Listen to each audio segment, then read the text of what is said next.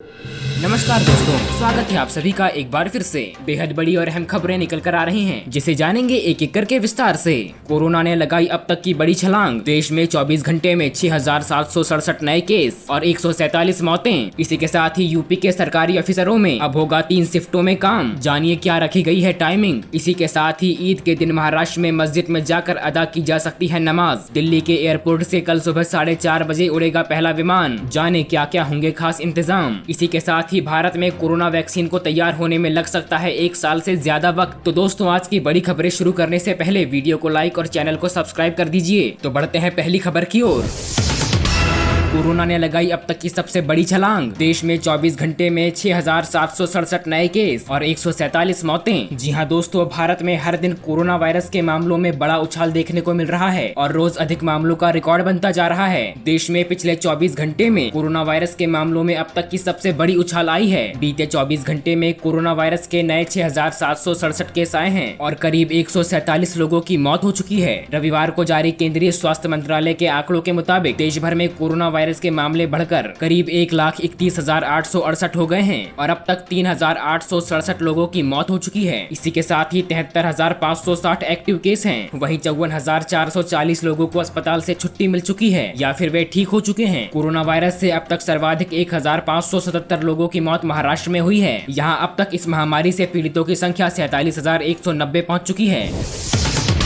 अगली बड़ी खबर। ईद के दिन महाराष्ट्र में मस्जिद में जाकर अदा की जा सकती है नमाज। जाने सरकार ने कितने लोगों को दी इजाजत। जी हां दोस्तों, आपको बता दें, कोरोना संक्रमण को रोकने के लिए केंद्र सरकार द्वारा गाइडलाइंस में मंदिर और मस्जिदों में लोगों के जाने पर रोक का फैसला रखा गया था। लेकिन इस ईद के नजदीक आते ही मस्जिद में नमाज अदा करने की मांग उठती रही। राज्य के अल्पसंख्यक मामलों के मंत्री नवाब मलिक ने कहा कि मुसलमान समुदाय के सदस्यों ने ईद के मौके पर खुद को सामूहिक नमाज अदा करने से रोक दिया है। केवल 4 से 5 लोग ही मस्जिदों और ईदगाह पर नमाज अदा कर सकेंगे। कोरोना वायरस के डर से यह निर्णय लिया गया है। नवाब मलिक ने कहा कि लोगों ने शब-ए-बारात और शब-ए-कंदर में खुद को संयमित रखा और अब ईद पर भी इसी तरह का फैसला किया गया है। उन्होंने कहा कि केवल सीमित संख्या में ही लोगों को मस्जिद और ईदगाहों पर नमाज अदा करने की मंजूरी दी गई है और बाकी लोगों को घर पर ही नमाज अदा करने के लिए कहा गया है। उन्होंने कहा कि लोगों ने खुद फैसला किया है और सरकार की ओर से कोई दबाव नहीं बनाया गया है। धर्म गुरुओं ने समुदाय के लोगों से कहा है कि वे घर पर कैसे नमाज अदा कर सकते हैं। इसीलिए 4 से 5 लोग ही मस्जिद या ईदगाहों में नमाज अदा करने के लिए आ सकते हैं। महाराष्ट्र में देश में सबसे ज्यादा कोरोना वायरस के मामले हैं और इसीलिए राज्य सरकार ईद से पहले समुदाय के नेताओं से बात कर रही है ताकि नमाज के लिए ज्यादा लोग मस्जिद में ना जुटें।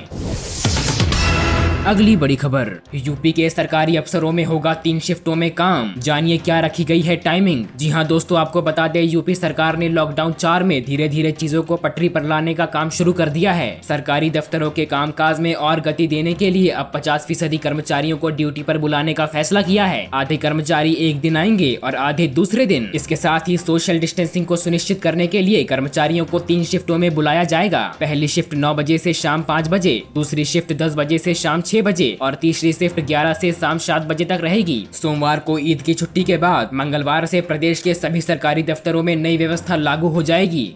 ऑफिस चलाने की व्यवस्था नए सिरे से तय। प्रदेश के सभी विभाग अध्यक्ष व कार्यालय अध्यक्ष ऑफिस को खोलने की व्यवस्था करेंगे। इसके साथ ही वे स्वयं ऑफिस में ही रहेंगे। कार्यालय में प्रत्येक कार्य दिवस 50% कर्मचारियों की उपस्थिति सुनिश्चित कराएगा। इसके लिए विभाग अध्यक्ष व कार्यालय अध्यक्षों के स्तर पर आवश्यकता का निर्धारण करते हुए रोस्टर तय किए जाएंगे।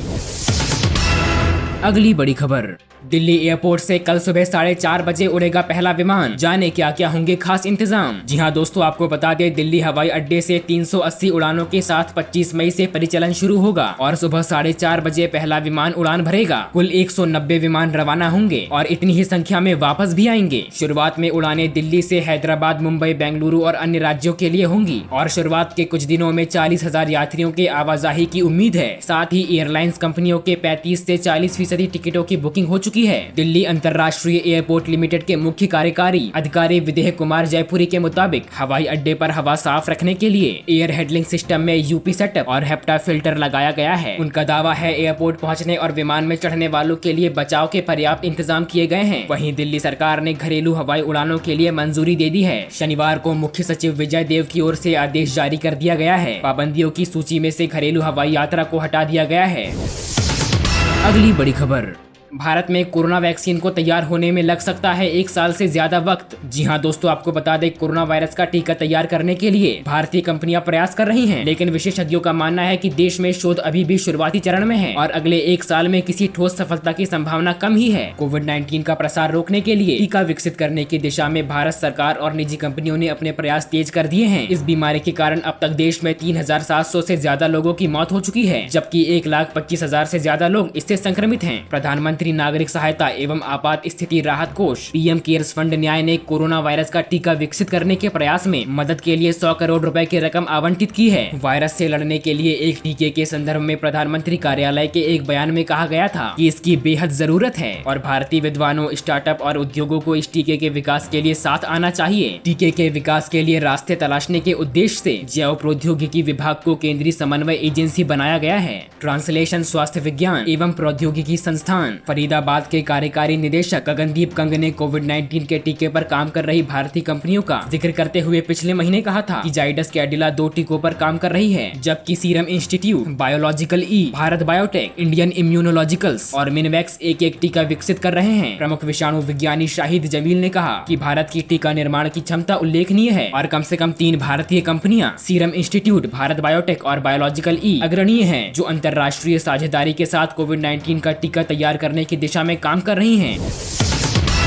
तो दोस्तों, आज के लिए बस इतना ही। खबरों का सिलसिला जारी रहेगा, बने रहिए हमारे साथ। अगर वीडियो अच्छा लगा तो वीडियो को लाइक और चैनल को सब्सक्राइब कर दीजिए।